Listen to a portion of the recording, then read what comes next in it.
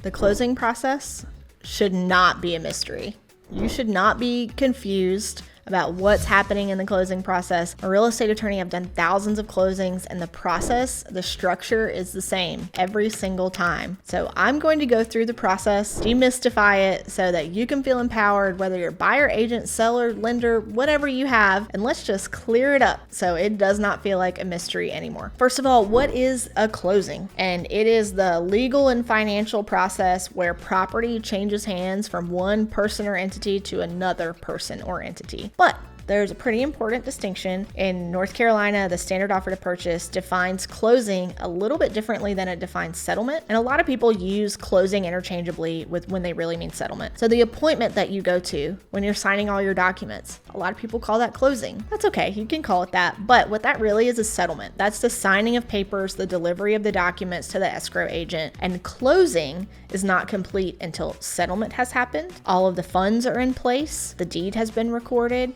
and the transfer of possession has happened, which is supposed to happen immediately upon the deed recording. So that's closing. So settlement and closing may not happen on the same day. You might have a settlement at 2 p.m. on a Tuesday and you're not closed until noon on a Wednesday, depending on the factors, whether funds are in, etc. So it's important to know the distinction that just because you're sitting at the table signing does not mean that you're done. It does not mean that you're closed. So let's talk about the big milestones of the closing process. And this starts way before the attorney is even involved. And that starts when you're viewing houses, you found the one and you are under contract. So when you're going under contract, you're agreeing on really important things like the price, if there are any deposits like earnest money or a due diligence fee being paid. You're locking in your due diligence date for your due diligence period and your settlement date. So it's important at this point in the process, calendar all those dates. Make sure that you've got notifications set up to remind you when the due diligence is going to expire, reminding you when settlement's going to occur so that you know when you need to be ready to do certain things. For example, it's really important for a buyer who's considering terminating the contract. If they've put up earnest money, you need to terminate before due diligence expires or you lose your earnest money deposit here in North Carolina. So you can see why calendaring and recording those dates is really important so that you don't potentially lose money later in the process. Once you go under contract, you're immediately into your due diligence period. And this is when you're conducting your inspections. So this could be a general home inspection, depending on if you have a well or septic. You might need termite inspection, radon. The list of inspections is nearly endless. These are the types of things that you're going through to make sure that the house is acceptable to you. This is just the structure,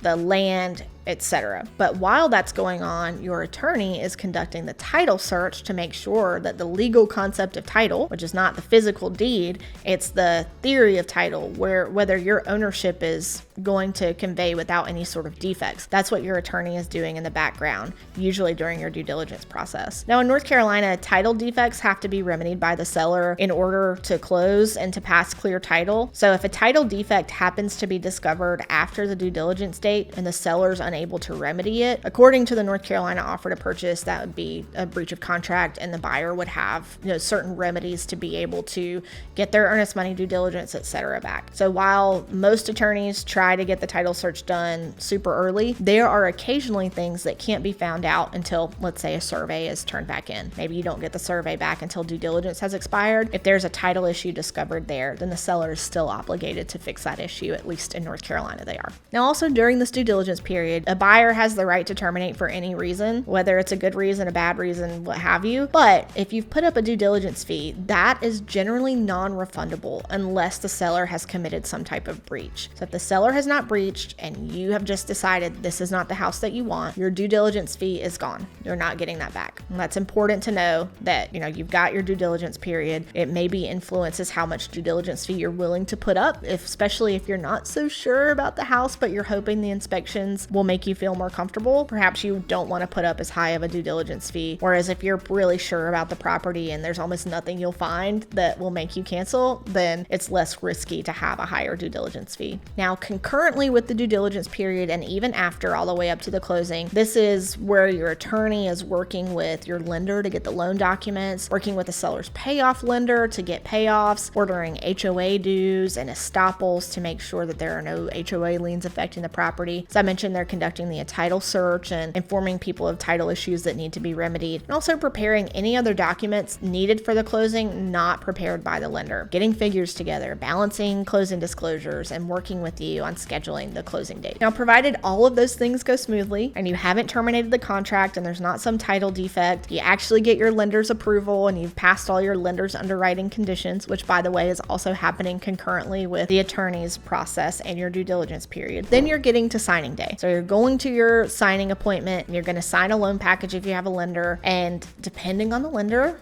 that could be 50 pages, it could be 100 pages. You don't put a signature on every single one of those pages, but the documents are voluminous, and this is your time to go through, ask questions, make sure you understand what you're paying, when you're paying it, what happens if you don't pay it. Those are really the three main questions that you need to walk out of every closing understanding. Now, the seller is also going to have a signing appointment. Depending on the party's wishes, the attorney's preference, they may be at the same appointment as you, they might be at a different appointment as you, and they're going to sign their documents that they're required to deliver. So this would be deed, lien waiver, certification of non-foreign status, a couple other things that they're required to sign. They have a lot less to sign than the buyer usually. So their signing appointment is much quicker and much more efficient, a lot less to go through than the buyer side, especially if the buyer has a lender. Now, at the signing appointment, you're going to have to bring a photo ID, valid, unexpired photo ID, so that the notary can make sure you are who you say you are. There's going to be finding out how a seller wants to get paid. No, it can't be cash. You can get, a wire or a check, depending on the attorney's preference. Some attorneys will not send wires, but if they do, you've got to bring wiring instructions that can be validated and that, we can confirm actually belong to you. And all of the documents are going to be gathered and sent to the appropriate places to get funding approval or offer recording. Now, speaking of recording, this is when title updates are performed to make sure nothing has happened between when the title was searched and when closing day is happening. So there's a title update, and provided nothing has been found, provided all of the funds are in the attorney's trust account and ready, then you can move to record. And once you've recorded, that is when keys can be released, and that is when sellers and agents can get paid. Until recording has happened, none of those things are legally required to happen. And especially with money, it is wrong to disperse funds prior to the deed recording. When it comes to keys, sellers do have the discretion if they're comfortable giving keys before recording, but that is entirely seller's discretion. Nobody can make them do that unless you've negotiated buyer possession before closing. So as a buyer, you should not expect that a seller will give you keys at the closing table. They just don't have to legally unless you've entered into some contract for that. And remembering too that when the funds can come, it's just not going to be before recording. So don't make any plans for that money that has to be in your account by a certain time unless you know that the deed has been recorded. And if you're a seller who's buying a property somewhere else and the funds have to be sent, make sure you're scheduling your closings accordingly so that there's time for the funds to be sent to the next place, or if they have to be sent to you and then you have to wire them to the next place. All of these things you're going to have to consider to make sure that you're not missing your next closing. Closing process, like I said, does not have to be a mystery. It doesn't have to be a black hole. If you want to learn more about understanding it, we have a lot of videos on how the closing process works in North Carolina. But also, if you're a buyer or a seller in North Carolina near us, then we would love to actually help walk you through the closing process and do your closing. And you can send contracts to close@thomasandweber.com.